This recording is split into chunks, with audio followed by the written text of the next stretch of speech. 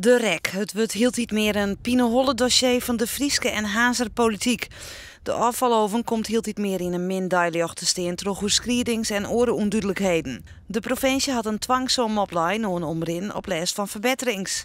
Omrin wil daarop in hege beroep. Dat moet net, zo vindt het CDA Friesland. Ja, ik denk dat alle energie die het REK nu heeft, moet worden gebruikt om de problemen op te lossen. En het vertrouwen en de communicatie met de burgers weer te herstellen. En dat ze dan niet een kast met juristen opentrekken om bezwaar te gaan maken tegen een terecht opgelegde last onder dwangsom.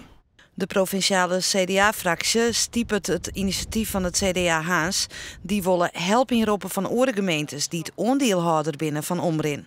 De macht van de provinciale fractie is weer beperkt. De macht ligt nu bij de afdelingen.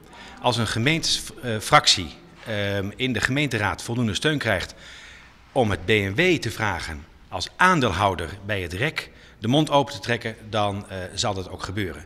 Als al die gemeentebesturen hun mond gaan opentrekken als aandeelhouder, dan gaat er wat gebeuren. En die oproep hebben we gedaan en die oproep is heel duidelijk. Het wordt zeker een paar maanden voordat zo'n moosje terug de ambtelijke moen van de gemeentes is. Intussen draait de REK terug en blijft de onrust. Maar volle meer als dit liep de politiek net te kennen. Ons signaal is duidelijk en wij willen nu actie. REK moet zich gaan houden aan de voorwaarden en aan de last.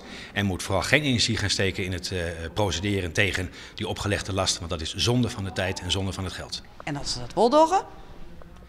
Dan gaan we flink door.